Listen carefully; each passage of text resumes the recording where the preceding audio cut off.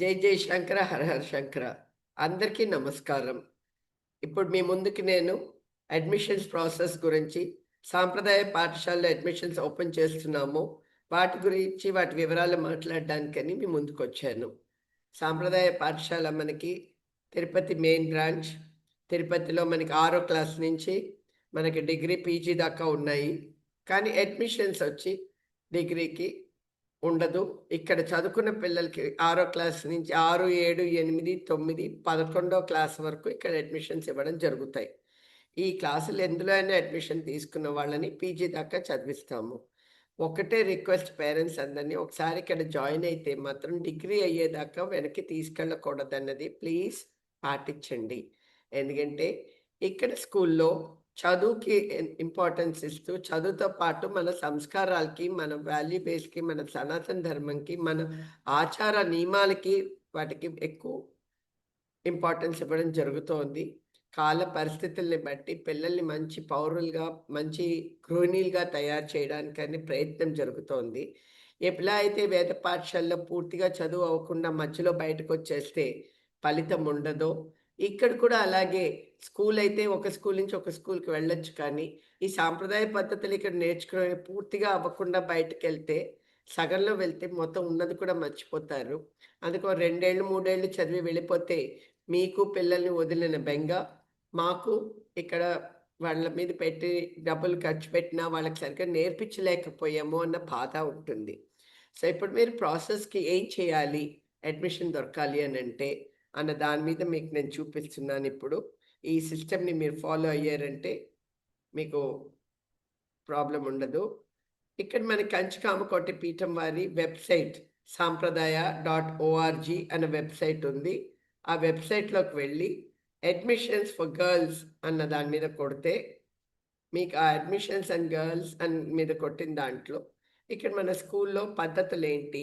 ఎందుకు ఇక్కడ చదివిస్తున్నాము? ఇవన్నీ సాంప్రదాయ పాఠశాల కాన్సెప్ట్ అంటే ఏంటి? అన్న దాని మీద ఒక వీడియో ఉంది. ఇంటిగ్రేటెడ్ పాఠశాలల మీద ఒక వీడియో ఉంది. తర్వాత కిందనొచ్చి కామన్‌గా మొత్తం అందరికీ, అంటే ఇతర కమ్యూనిటీలకి, బ్రాహ్మిన్స్ కాకుండా నాదసర పాఠశాల వాళ్ళకి, కుమ్మర పాఠశాల వాళ్ళకి, యాదవ్ పాఠశాల వాళ్ళకి, తక్ష అని ఇప్పుడు కొత్తగా విశ్వకర్మ వాళ్ళకి పాఠశాలలు పెట్టడం జరిగింది.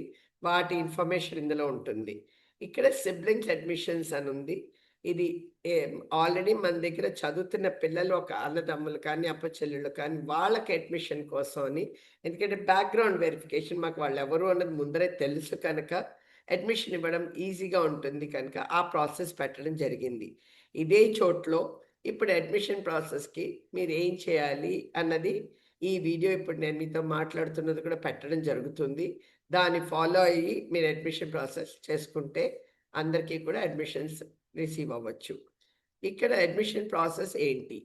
ఏం చేయాలి మనం? ఫస్ట్ మనం చేయాల్సింది వెబ్‌సైట్ విజిట్ చేయాలి. రెండోది మనం చేయాల్సినది, ఈ అడ్మిషన్ ప్రాసెస్‌లో మనకి ఏ క్లాసులు ఎవరికి ఎలిజిబిలిటీ ఉంది అని చూస్తే, బ్రాహ్మణ్ ఆడపిల్లలకి ఏ క్లాసుల నుంచి ఏ క్లాసుల దాకా మనం అడ్మిషన్స్ ఇస్తున్నాము అనంటే, 6వ క్లాసు, 7వ క్లాసు, 8వ క్లాసు, 9వ క్లాసు, 11వ క్లాస్ దాకా అడ్మిషన్స్ ఇస్తున్నాం మనం.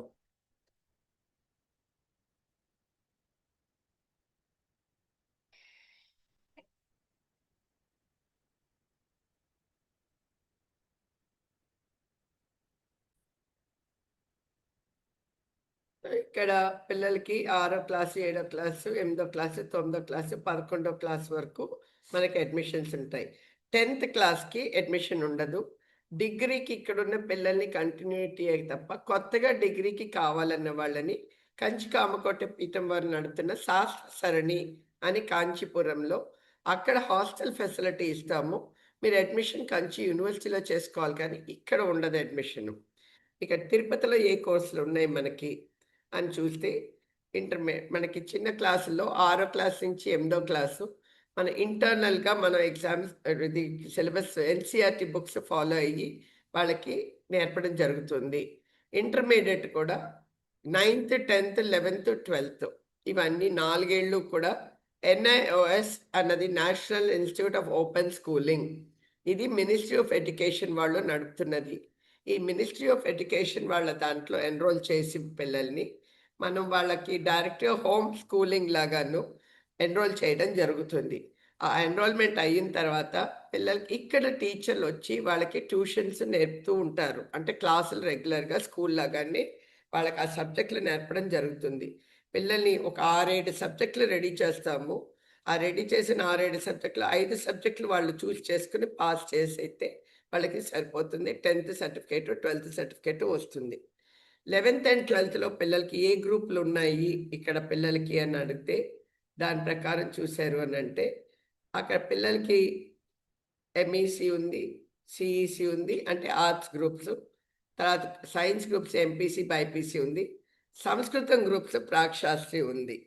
ఇప్పుడు హైదరాబాద్లో ఎంపీసీ ఒకటే ఉంది, బైపీసీ లేదు. సిఈసి, ఎంఈసి ఉంది. డిగ్రీ బీకామ్ ఈ ఏడాది స్టార్ట్ చేస్తున్నాం కనుక ఇక్కడ ఉన్న పిల్లలకే డిగ్రీ ఇవ్వడం జరుగుతుంది. కొత్తగా అడ్మిషన్స్ డిగ్రీలో ఇవ్వాలి అంటే చాలా స్క్రూటనీ ఉండి ఎలిజిబుల్ క్యాండిడేట్స్ వరకే ఉంటాయి. దాని కండిషన్స్ ఉన్నాయి. తర్వాత చెన్నైలో ఈ ఏడాది కొత్త బ్రాంచ్ ఓపెన్ చేస్తున్నాము. చెన్నైలో ఓపెన్ చేస్తున్న బ్రాంచ్ మనకి 6వ క్లాస్ నుంచి 9వ క్లాస్ వరకు మనం వాళ్ళకి అడ్మిషన్స్ ఇవ్వడం జరుగుతుంది. ఇది అడ్మిషన్ ప్రాసెస్ అయితే ఇంకొకటి అందరికీ చెప్పాలనుకున్నాను. తిరుపతిలో కొత్త బ్రాంచ్, అంటే ఇంగ్లీష్ చదువు వద్దు మాకు, మన కళాచారాలు సంస్కారాలు చదువుకోవాలి, లేకపోతే మా అమ్మాయికి వీక్గా ఉంది, అమ్మాయికి చదువు పూర్తిగా రాదు కనుక మంచి గృహిణిగా తయారు చేయాలి అని అన్న వాళ్ళకి ఒక స్పెషలైజ్డ్ కోర్స్ కిందన ప్లాన్ చేస్తున్నాము. ఆ కోర్సు వాళ్ళకి ఇంగ్లీష్ లాంగ్వేజ్ నేర్పిస్తాము. అలాగే తెలుగు భాష, అలాగే సంస్కృతము, శ్లోకాలు, సంగీతం, మడి ఆచారాలు, మన పండగలు, మన ఏవైతే ఒక గృహిణికి కావాలో వాళ్ళ కాళ్ళ మీద వాళ్ళు నిలబడడానికి టైలరింగ్ అని, డ్రాయింగ్ అని, పిల్లలకి ఇంట్రెస్ట్ ఉన్న సబ్జెక్ట్స్ అని వాళ్ళకి నేర్పించి ఈ ఇంగ్లీష్ చదువుల్లో సోషల్, సైన్స్ ఇవన్నీ వాళ్ళు ఏవైతే కష్టపడతారో అవి లేకుండా వాళ్ళకి క్లాసులు ఇవ్వడం జరుగుతుంది. ఇందులో ఇంట్రెస్ట్ ఉన్న వాళ్ళు ఈ కోర్సుకు కూడా జాయిన్ అవ్వచ్చు. తర్వాత హైదరాబాద్ బ్రాంచ్లో చెప్పినట్టుగా 6వ క్లాసు, 7వ క్లాసు, 8వ క్లాసు, 9వ క్లాస్కి అడ్మిషన్స్ ఇస్తాము. 11th మళ్ళీ అడ్మిషన్ ఇస్తాము. ఈ అడ్మిషన్ ప్రాసెస్ మీరు చూసుకున్న తర్వాత ఏ స్కూలు మీకు కావాలి అన్నది సెలెక్ట్ చేసుకున్నాక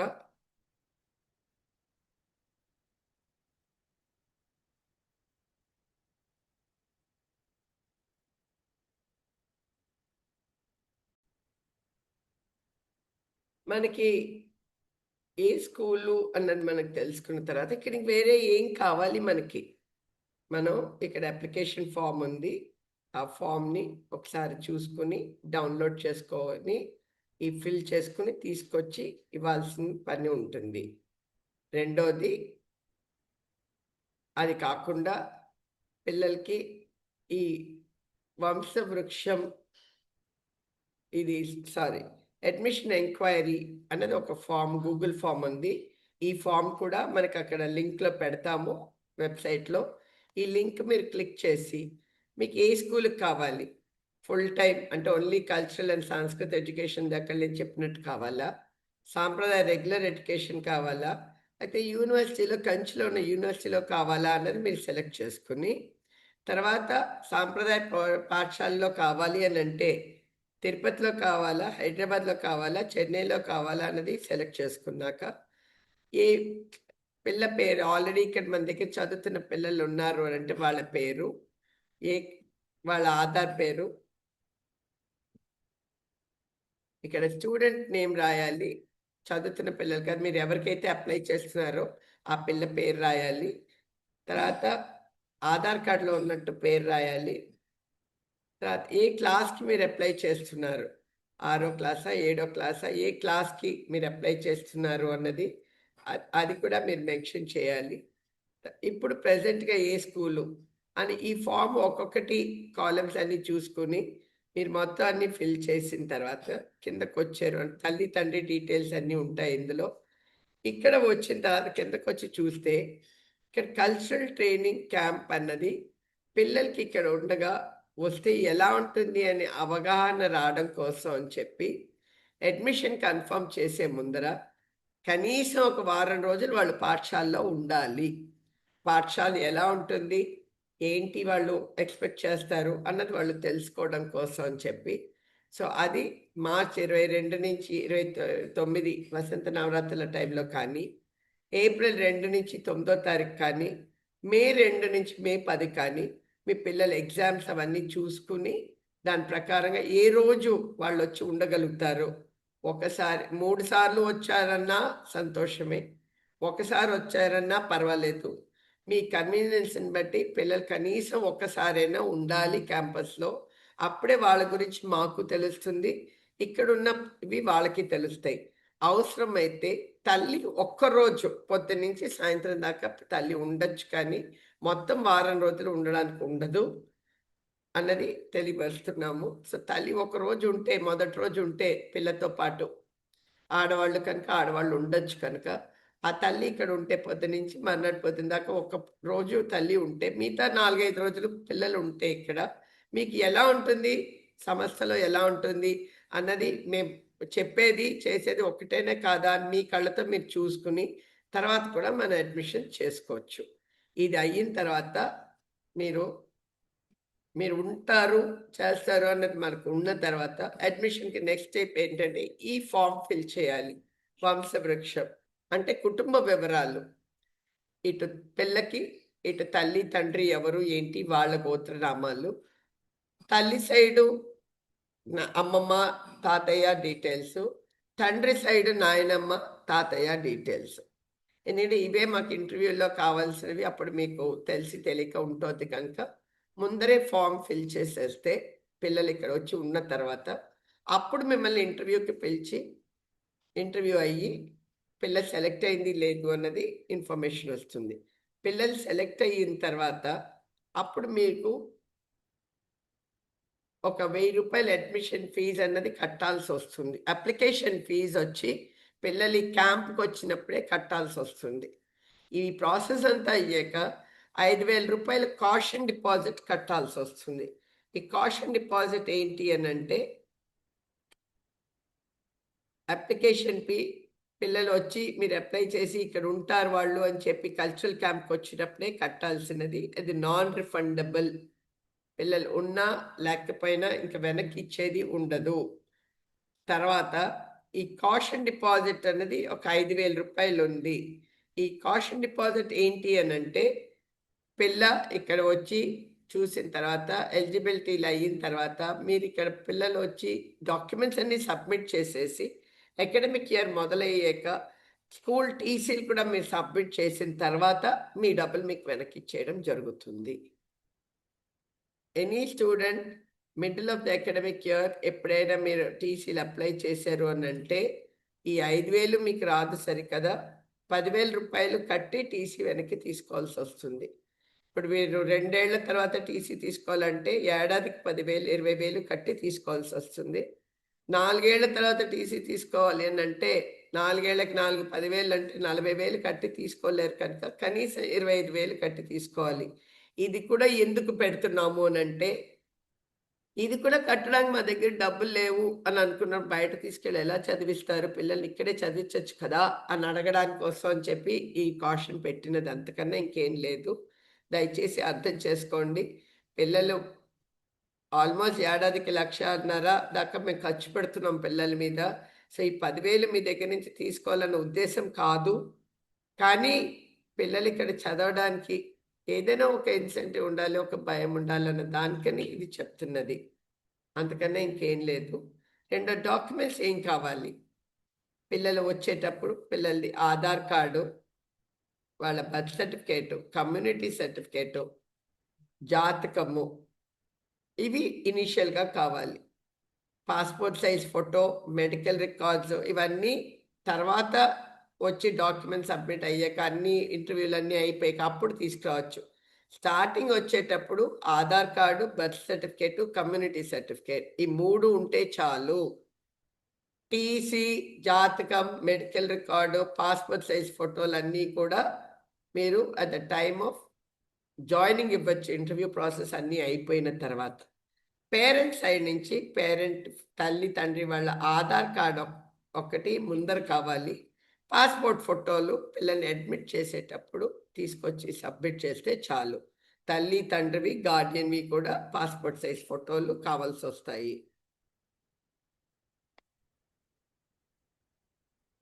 దయచేసి ఎవరైనా మిమ్మల్ని అడ్మిషన్ ఇప్పిస్తాము, మీరు మాకు డబ్బులియ్యండి, మేము మాట్లాడి మేనేజ్‌మెంట్ తోటి మేము రికమెండ్ చేసి మీకు అడ్మిషన్ ఇప్పిస్తాము అంటే ఎవ్వరికీ డబ్బులు కట్టొద్దు. ఇక్కడ అందరికీ ఓపెనే. మీరు డైరెక్ట్‌గా రండి. మేమే మీకు అడ్మిషన్స్ ఇస్తాము. ఎవరికీ డబ్బులు కట్టాల్సిన పని లేదు. ఖర్చు పెట్టాల్సిన పని లేదు. రెండోది ఇక్కడ స్కూల్లో యూనిఫార్మ్‌ల దగ్గర నుంచి, స్టేషనరీ దగ్గర నుంచి, వాళ్ళకి కావాల్సిన అవసరాలైన సామానన్నీ, ఆఖరికి ముక్కు పుడక కుట్టించడం దగ్గర నుంచి, పిల్లలందరికీ మేమే ఇక్కడ అన్ని సదుపాయాలు చేస్తాం కనుక, మీరు దీంట్లోనూ పడి ఎవరి దగ్గర కూడా మీరు డబ్బులిచ్చి, మధ్య వాళ్ళకి ఎవరికీ డబ్బులివ్వాల్సిన పని లేదు. రికమెండేషన్ అవసరము లేదు. మీ దగ్గర మేము అడిగిన డీటెయిల్స్ అన్నీ క్లియర్‌గా ఉంటే మేమే మీకు అడ్మిషన్స్ ఇస్తాము. సో, దయచేసి అర్థం చేసుకొని, మీరు ఈ అవకాశాన్ని పొంది, ఇంకో 10 మందికి ఈ అవకాశాన్ని అందించాల్సిందిగా కోరుతూ, జై జయశంకర. హర హర శంకర.